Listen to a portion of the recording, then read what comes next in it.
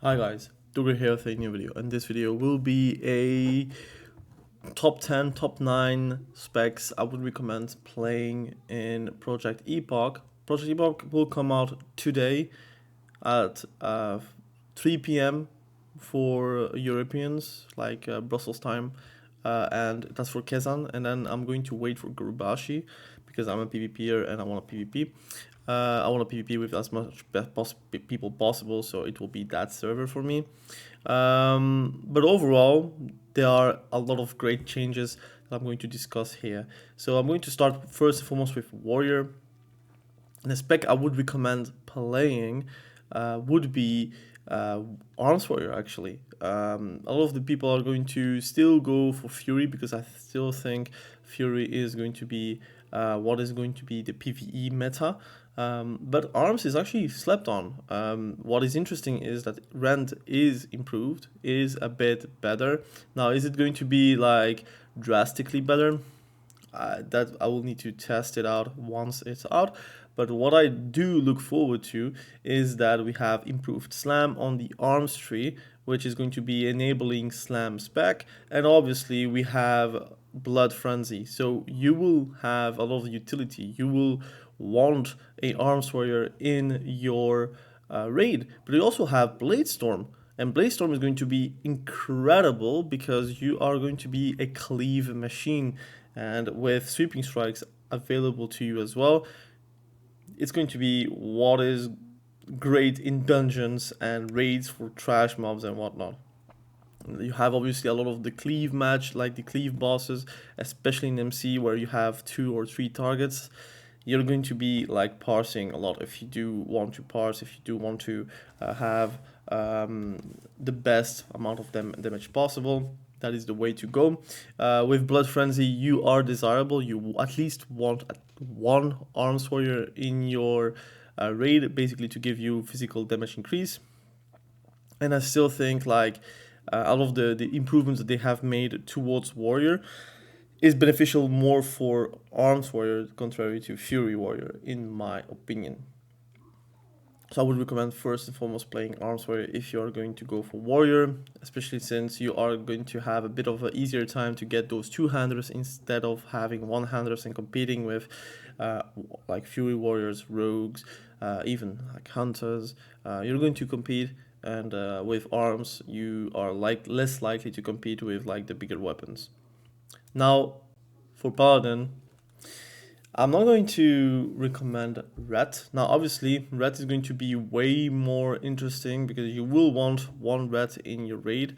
So, hurrah for all the Red players. You will have at least one spot because of improved Seal of the Crusader, which is going to help immensely.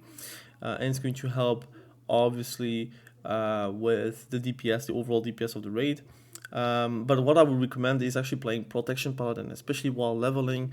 You will have a lot of the stuff available to you. Consecration is like a spell that you will learn while you're leveling. So that's going to be useful. You don't need to go to Holy and then Protection. You can go straight to Protection and get the juicy stuff to be able to tank very efficiently.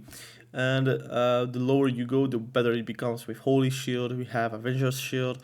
You have a lot of the stuff that's going to be very, very recommended. But you also have like a lot of the innate tankness with Ardent Defender, which is going to help you with surviving stuff. I still think like if you want to tank Common Classic Plus with Project Epoch today, I still think like it's going to be one of the most popular tanks in the game right now for leveling. The best AoE tank in the game. You will have a taunt as well. It's going to be glorious playing a Protection Paladin, in my opinion. Now, Hunter, I would recommend playing BM while leveling, but I think a spec that is going to be very slept on, especially for PvP, and I'm coming from a PvP like mindset in general, is that Marksmanship Hunter is going to be very strong. We have Silencing Shot, we have Scatter Shot.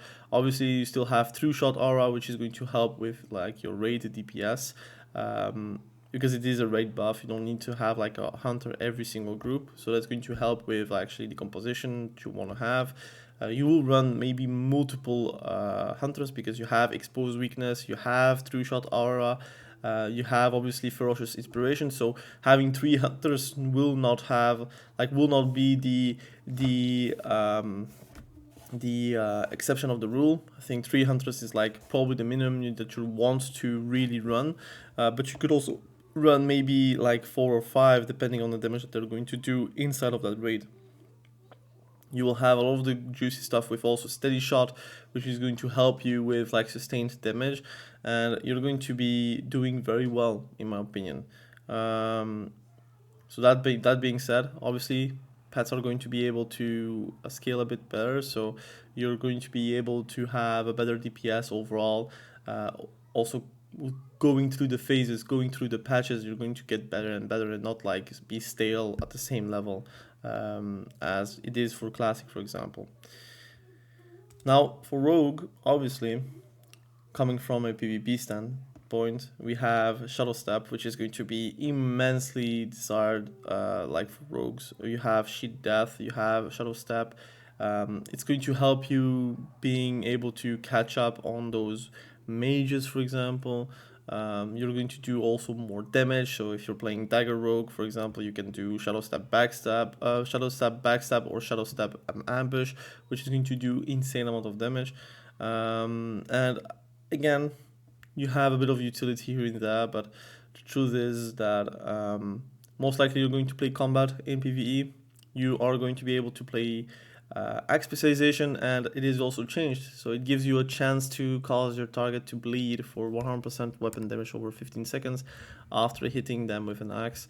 So you will also have some bleed damage. It's not going to be that drastic, again, it's 100% damage, weapon damage over 15 seconds, so it's not going to be drastic to the amount of damage you're going to be able to do, but it's something that's going to be like extra compared to what you had before.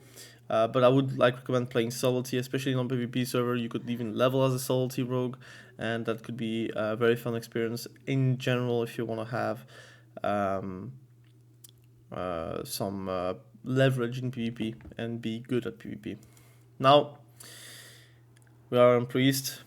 I could recommend a healing spec, but you know, Shadow Priest has been a main of me for Classic, and it is not that desirable because you don't have Vampiric Touch, but now you do have Vampiric Touch, and that is going to help you with the mana regen. Obviously, you're going to do a bit more damage. It's not going to be fantastically incredible either, but it's going to help you with also overall raid damage with Misery, because if you're applying Pain, Mindflay, Vampiric Touch, you're also going to apply an additional 5% more damage, spell damage on the enemy. Plus you have also the luxury of having your Shadow Weaving, which is going to help you with giving damage to the Warlocks.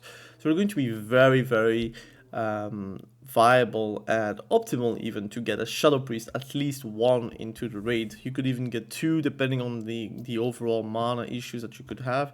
But overall, it looks very good to play, also very fun to play. Again, I think the one issue that you have is the scaling, because you don't really have any crit scaling towards your dots and your mind flays. They cannot crit, so that will probably hold them back a bit. But you are going to be very, very desirable if you come to a standpoint of overall raid DPS and raid mana that you want to get onto your raid, obviously. So it's going to be very good.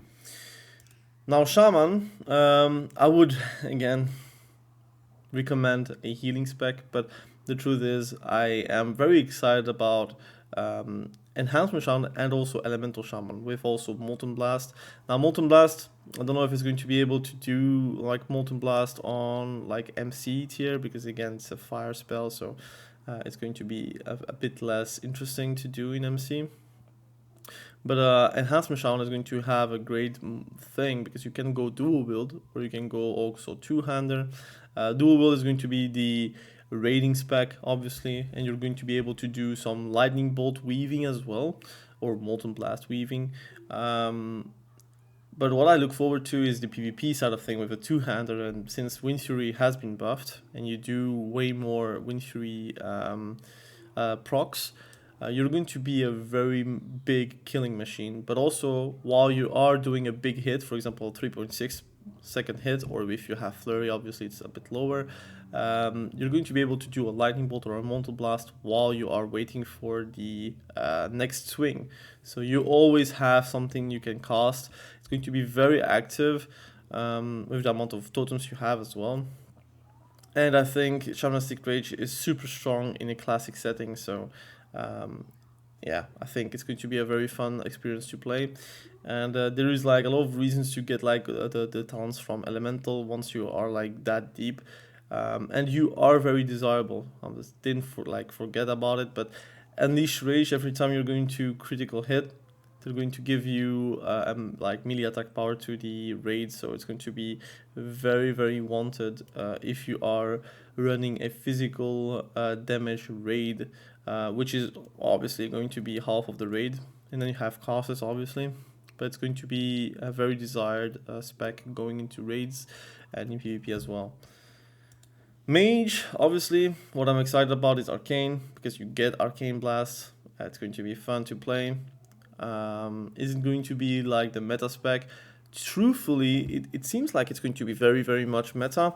I think what I like about Arcane is that you are not like really shoehorned into like being able to Frost Nova. You don't have Fingers of Frost either, so it's a bit less reliable to get those shatter procs.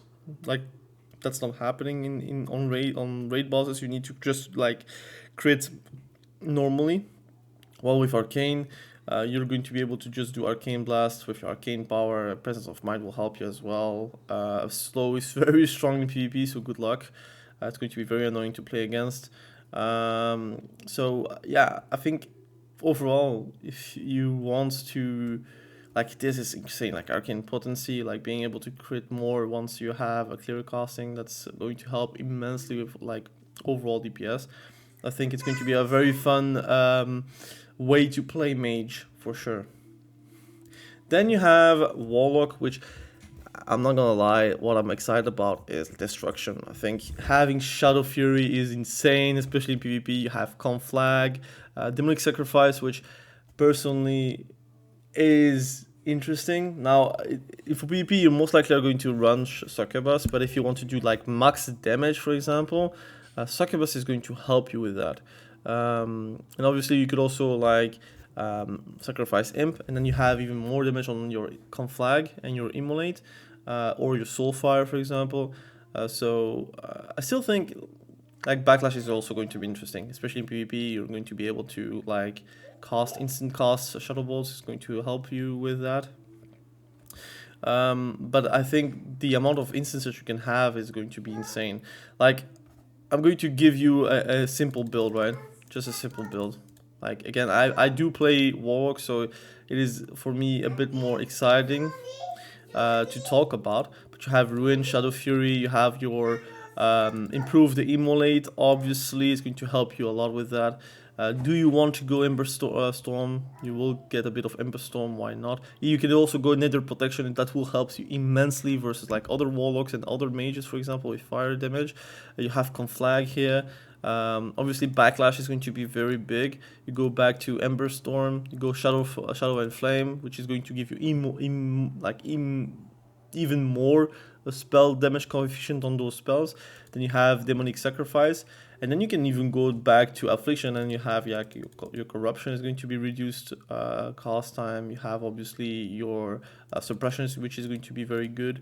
Then you have Amplify Bane. You could go for improved Bane of Agony if you want to. Then you can go improve Life Tap, and then you have obviously Nightfall, and that's the interesting thing. You will have all of the instant cast available to you. You have also even improved Corruption, and at that point, like, you have the ideal build, in my opinion. You can do a lot of damage, a lot of instant damage, a lot of dot damage as well. And overall, you're going to have insane amount of time like playing in PvE and in PvP. Could also say like, look, we don't need demonic sacrifice in PvP. You can remove that point and put that point, let's say, in Bane of Exhaustion to have even more like of a CC profile. You can even go for Siphon Life to get like a bit of health back, and then you have like a dot profile and also a instant damage profile with your Shadow Fury, with your Shadow Burn, and obviously you have your Ruin that is going to help you with the amount of damage you're going to do, and then you have your Conflag as well. So I do like that aspect, and then obviously if you're getting hit, you get an instant incinerate, which is, or Shadow Bolt, which is going to do even more damage. So I really like that. Like, just talking about Warlock, it gives me like motivation to play Warlock. Now I think it's going to be very popular, especially SLSL. I could even talk about SLSL as a recommended build, which is Soul Link, Siphon Life. If you play TBC, you pretty much know what is going to happen. But I think it's a bit boring to play though, so I don't know. There's also Unstable Affliction being a thing, and obviously having improved Hall of Terror helps with surviving melee. But I think Unstable Affliction doesn't do too much damage by itself to justify playing it. Then you have Druid, and the one thing I would recommend, and I'm going to recommend a healer this time. I think Balanced Druid is fun and interesting, but I don't think it's like very good because you will have mana issues, and I still think like they have some issues in TBC to this extent where Wrath does help with how it feels. But you will run a Moonkin for sure because you will increase the spell critical hit by all the raid members, so having a Moonkin will help you with that. But again, you could also like go Resto, and Resto is really interesting because you have obviously Overgrowth, so apply Rejuvenation rank 3 to your friendlier target, and that targets party members within 25 yards. Now I guess that's with multiple ranks, so you will have 2 Rejuvenations directly, which will help you. I think Omen of Clarity, I wish it was like more about spells, not only attacks. But again, they are trying to balance it, I guess. Then you have other talents that are going to be very interesting. For example, Natural of Perfection, very good. You have obviously your Tree of Life, which is going to help you with also a bit of Spirit Regen for the whole part, for all the party members, which I think you still want a Restore Druid inside of an Arcane Mage group. Which is the same for TBC, right? You're going to do the same here in Classic Plus. So I would recommend playing Restore Druid. The other recommendation would be Druid, which is the spec I would be playing if I would be playing Druid, because you can tank and you can go cat form, and Mangle is very fun to use in my opinion.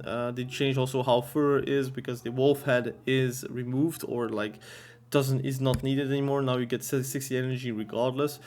So you can power shift even without the head, so you could literally get another piece that is going to be very interesting for the hit rating or for crit or for whatever stat you're going to go for at your headpiece, for example. You have Primal Fury also like combined into one talent, so you have bear form and cat form into one talent. I think overall a lot of like the quality of life changes that they did for TBC is also present. You have Maim, you have Lacerate.